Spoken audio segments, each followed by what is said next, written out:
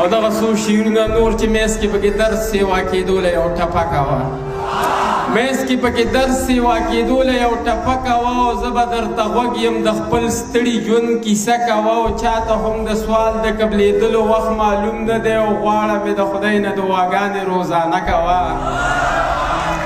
مننه چې چاته هم د سوال د قبلېدلو وخت معلوم نه دی او غواړه مې د خدای نه دعاګانې روزانه کوه او ما که ستا په مینه خپلې سترګې بل ته پورته کړې نو بیا به ګناهګار یم اشنا بیا رانه ګیله کوه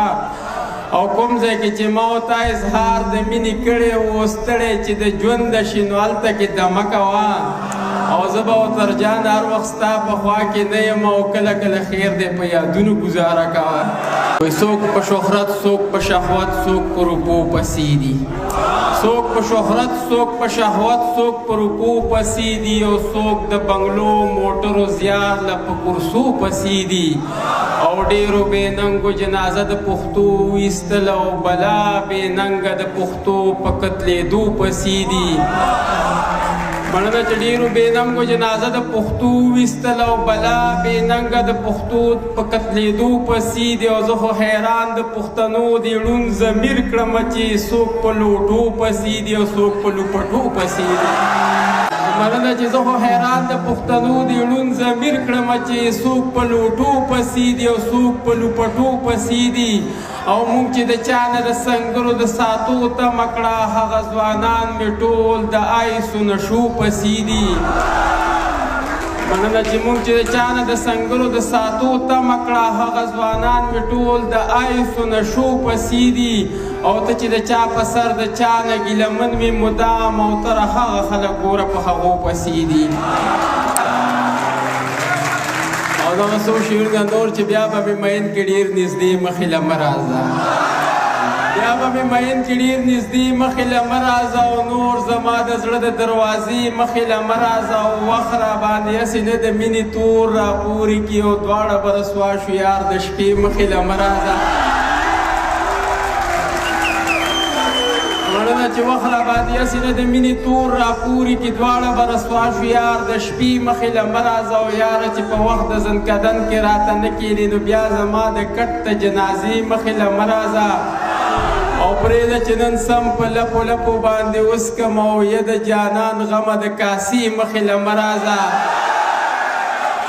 مننه چې پرېږده چې نن سم په لپو لپو باندې وسکم او یه د جانان غمه د کاسې مخې له مه راځه او دا ستایل د ډېرو او تر جانه که دې خوښه وي نور مې په غزل کې د مقطع مخې له مه راځه دغه څو شعرونه نور چې د مینې په دریاب کې ډوبېدو له به څوک نه وي د مینې په دریاب کې ډوبېدو له به څوک نه وي ښایست په بلا ډېر وي خو کتو له به څوک نه وي او زما په غم به ټول خلک خپه خپه ښکارېږي خو ما پسې په چغو جوړېدو له به څوک نه وي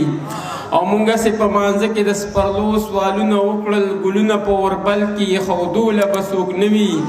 او بنم چې مستانه مولا به بیا مسلې چیړي خو منصور غوندې په دار باندې خطو له به څوک نه وي او تره د رباب په زیرو بم کې به ښکارېږم غزل به مې ویل شي اورېدو له به څوک نه وي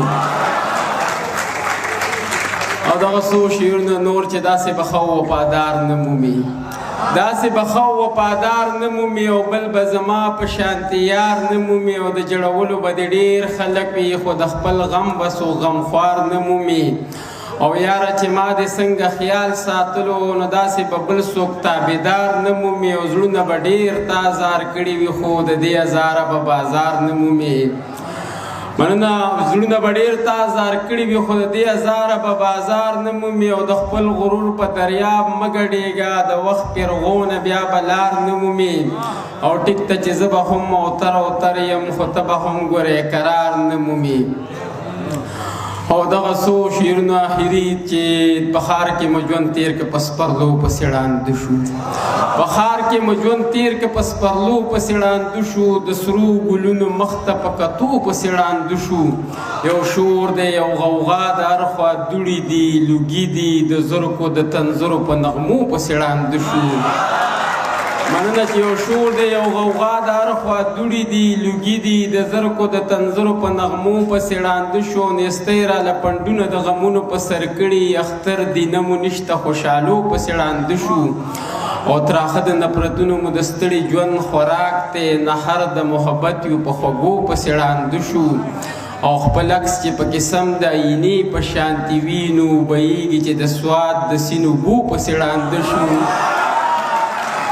معنی ده چې خپل عکس چې پکې سم د آینې په شانتي وي نو وبهیږي چې د سواد د سیند اوبو پسې ړانده شو او ته ستا غزل په پښتنه ژبه کې راغې دیره په بل هیواد یو په پښتو پسې ړانده شو یو جهان مننه